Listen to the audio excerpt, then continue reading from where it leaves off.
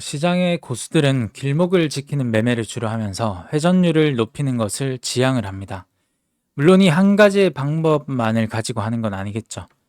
현재 제가 보고 있는 길목을 지키고 있으면서도 분위기가 형성된 탄탄한 종목이 두 가지가 있다라고 보입니다. 일단 첫 번째는 최근에 우주항공 테마로의 수급이 조금 들어오면서 우주항공 섹터의 대장주이면서 세력주격으로 움직이고 있는 AP위성을 보고 있습니다.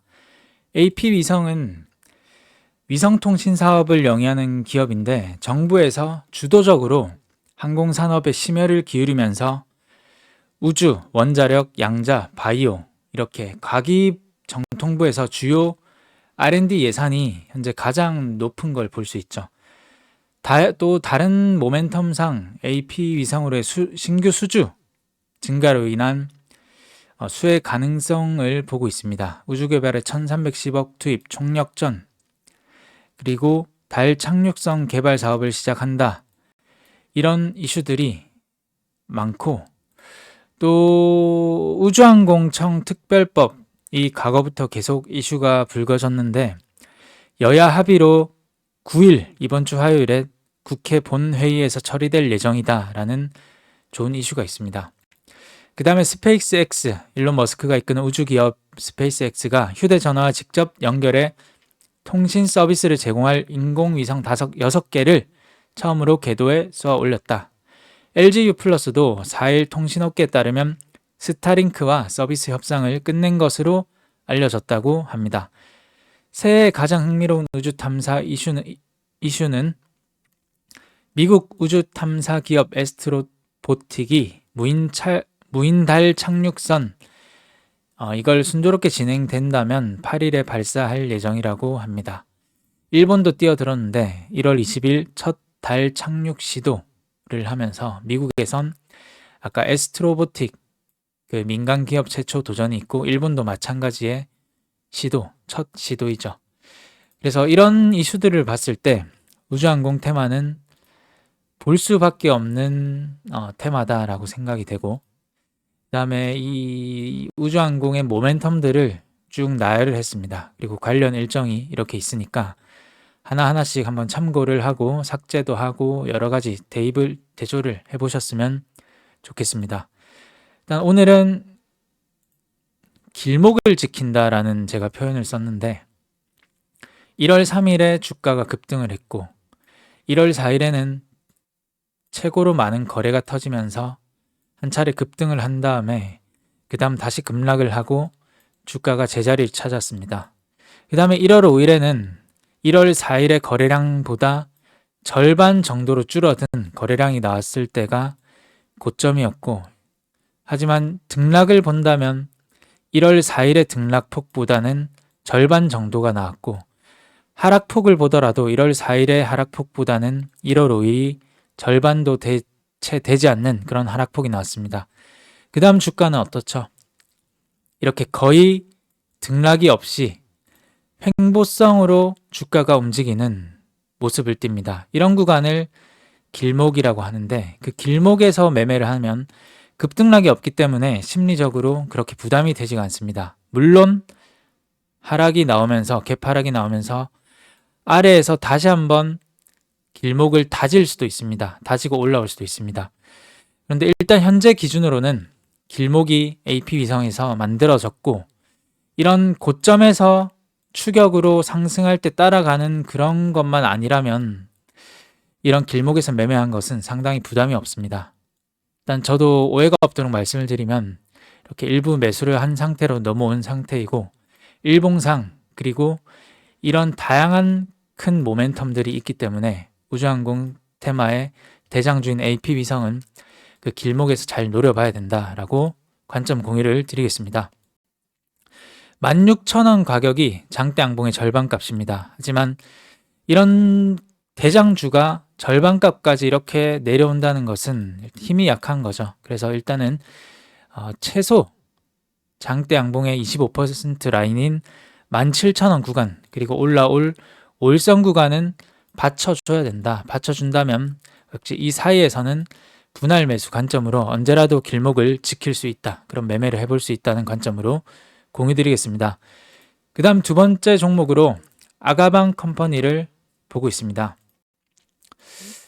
이슈적으로는 새해 첫 회의에서 정부가 저출산 대책에 대한 그런 회의를 했습니다. 새해 첫 회의에서 정부발 회의는 아주 크고 또 저출산이 하루 이틀 할 문제는 아니기 때문에 부동산 금리든 영유아 대책이든 아이 돌봄 사업이든 아니면 이거 사교육이든 또 뭐가 있을까요? 그리고 여러 가지 지원 등등이 계속 나올 건데 파급력이 있겠죠. 확장성도 있고. 그래서 아가방 컴퍼니는 재료적으로 상당히 괜찮다. 대금을 봤을 때도 2천억, 1,400억 많이 터져주고 있는데 핵심은 주봉입니다. 주봉상 아가방 컴퍼니가 2022년 8월 16일 형성된 고점을 매물대가 상당했는데 여러 번 저항을 받죠. 하지만 그런 부분을 강한 거래량을 동반하면서 그 매물을 돌파하는 움직임이 나왔습니다. 약 1년 6개월여 만에.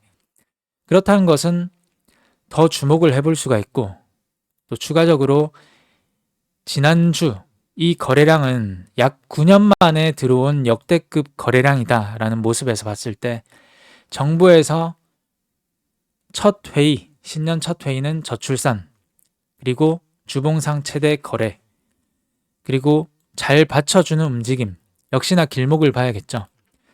1월 3일 급등을 했었고 1월 4일 AP2선과 마찬가지로 거래가 급증을 합니다. 그때는 등락이 아주 크죠. 등락의 깊이가 아주 큽니다. 그리고 제자리를 찾기도 하고 이렇게 움직이죠.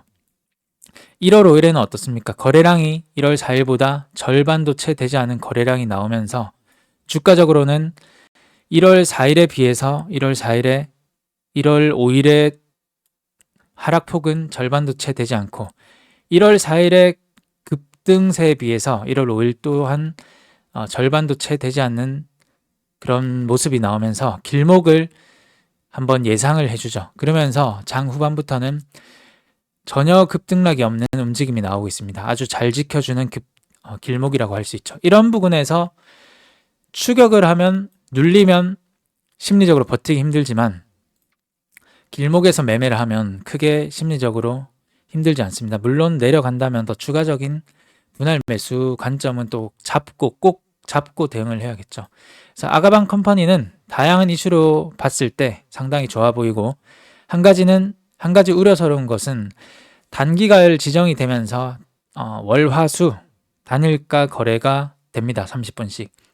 그래서 이런 종목은 단기가율로 인한 단기 악재로 살짝 눌린다면 분봉상 최저 거래를 확인하고 눌린다면 충분히 추가적인 시세가 나오지 않을까. 월, 화, 수가 나오고 목요일 지정이 해제되는 날 그날 시세가 나오지 않을까. 또는 화요일, 수요일까지 시세가 나올 가능성도 높다. 이런 관점으로 공유를 드리겠습니다. 그래서 오늘은 길목에 대한 관점을 살펴봤는데 이 금나무 카톡방이 어떻게 운영되는지 궁금하신 분들이 많으셔서 한 번 정도는 보여드리는 게 좋겠다고 생각이 돼서 1월 2일부터 5일까지의 4거래일간 내용의 일부분을 말씀드릴까 합니다. 추가적으로 오늘 공부한 AP위성과 아가방 컴퍼니에 대한 내용도 있으니까 참고하셨으면 좋겠습니다. 어떤 식으로 진행되는지 문의를 드리고 매수 매도 사인이 나오는 리딩방인가요? 많이 여쭤보시고 금액도 많이 여쭤보시는데 리딩방이 절대 아니고 리딩방을 원하시면 지금 영상을 끄시면 됩니다. 자, 1월 2일의 내용입니다. 저는 뭘 하든지 루틴화 시켜서 정형화 시키는 편이기 때문에 일주일이지만 어느 정도 정형화를 했습니다. 장전의 핵심 이슈 한 3가지, 5가지 정도 이슈를 공유를 드리고 이월드에 대한 내용이죠. 이때는 코스 상장 관련 플러스 정치 테마주로 엮여있기도 하기 때문에 상기 뉴스를 토대로 주목받을 가능성이 있다. 그러면서 매매 전략을 말씀을 드리고 그 다음에 1월 3일에 매도를 하고 나서는 매매 사유에 대한 최종 복귀를 합니다. 사유는 해당 종목 역대 최대 거래가 터진 자리에서 단기가열이 해제되기 전에 받치는 자리라고 생각이 돼서 매수를 했고, 단기성 악재 이슈에도 버티기 때문에 매수를 했다라는 것을 공유드립니다. 1월 3일입니다. 이슈를 먼저 공유를 드렸고, 저출산 회의를 했다. 그 다음에 아가방 컴퍼니가 해당 기슈 영향으로 2022년 8월 형성된 고점을 넘어서주면서 1년 6개월 동안 형성된 박스권을 탈출하는 흐름이다.